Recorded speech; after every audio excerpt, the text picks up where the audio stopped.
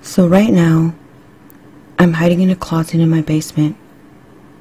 I'm too scared to read any more posts, in fear of what might happen to me or my loved ones. I'm just going to tell my story before it's too late. I guess I should start from, the start. This all began happening when I first joined the subreddit called Decay. I live in South Philadelphia, in a town called Ambler. The first ever story I read on this subreddit was about a man who bought a house in a suburban area. He later found that his house was infested with a strange type of black-spotted ant. It was written in the style of a log, with events sectioned under different days of the week. He found that no matter what he tried, the ants wouldn't leave.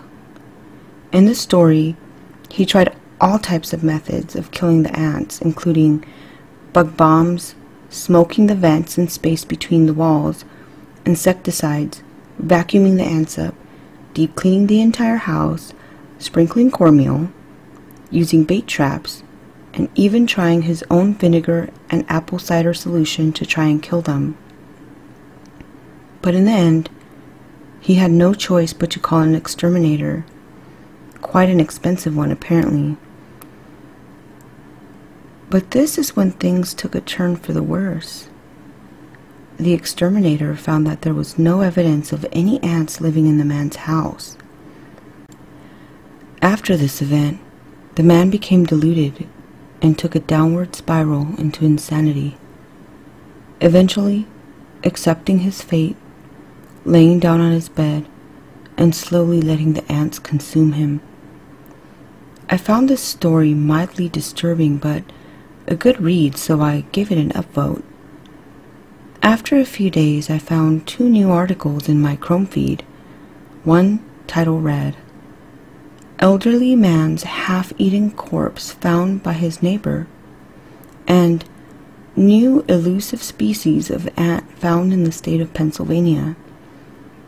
After reading the 2 articles, I found that they were both linked and that it was ants that had eaten the elderly man. The similarities between the articles was unnerving, to say the least, but at the time I thought nothing of it as it did not directly affect me.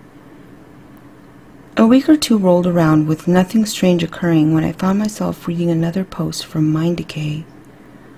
This time, it was a story from the perspective of a serial killer. The man was writing the post as a suicide note and put all the details of the killings in it. Apparently, he killed 3 women. In the post, he says he slipped up on his last kill and now the cops were on his ass. He describes stalking his victims in the late hours of the night. He stalked them for up to 10 months before killing them, and would only make his move when they were in a secluded area. For example, the last woman would go to the same gas station every night after work for a can of Coke. One night, he was waiting for her to leave. He hid behind some gas canisters, and when she walked out, he swiftly wrapped a gag around her and brought her to the ground. He then describes gutting her like a fish behind the gas station. He sees it as a trait he mastered with his last 2 kills. He described the gutting as an enlightening experience full of pleasure and fulfillment. But he was too reckless and didn't hear the employee walk out the back door. Foolishly, the killer looked around like a frozen sheep in the headlights and covered in blood. The man screamed and ran back inside, assumingly to call the police. The killer ends the post with, "See you in hell, assholes." I was a bit taken aback by this post, but assumed it was the work of a skilled writer, so to show my appreciation, I upvoted it. Later that day, while scrolling through my news feed, I found an article called 3 Women Found Dead in South Philadelphia, in what Philadelphia citizens are calling the Philly Guttings. My jaw dropped to the floor when I read this. There was no way this could be a coincidence.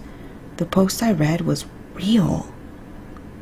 The next day, things got worse with another article reading, Philly gutter found dead after supposed suicide.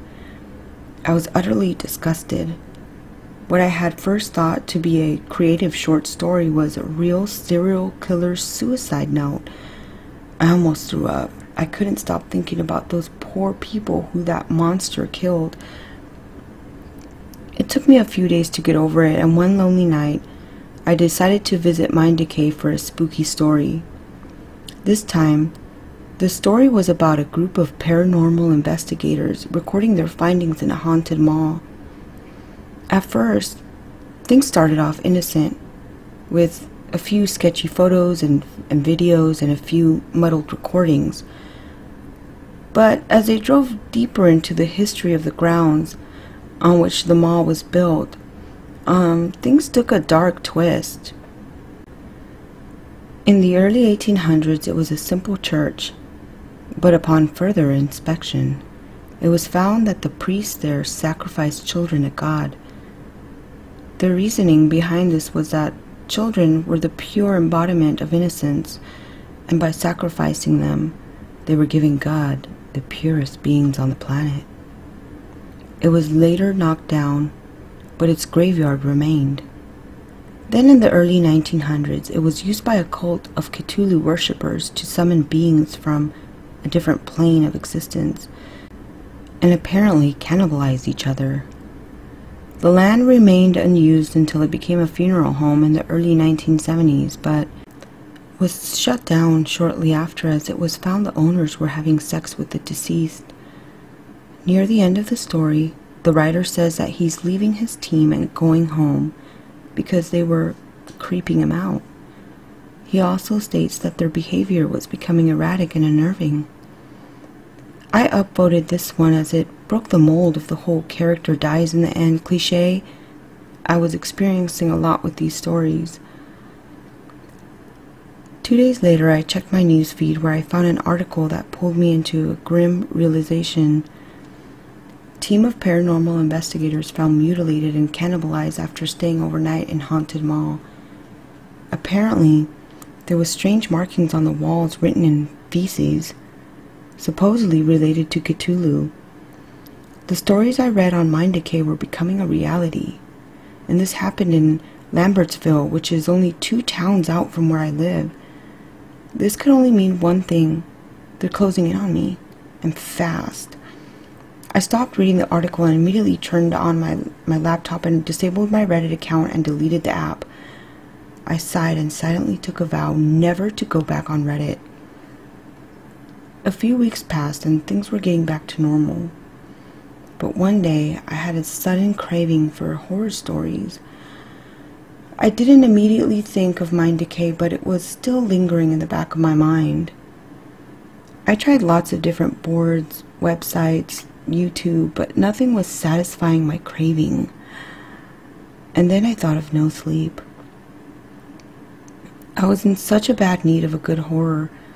I started trying to justify going back, and came to the conclusion that it was only the post I upvoted that came true.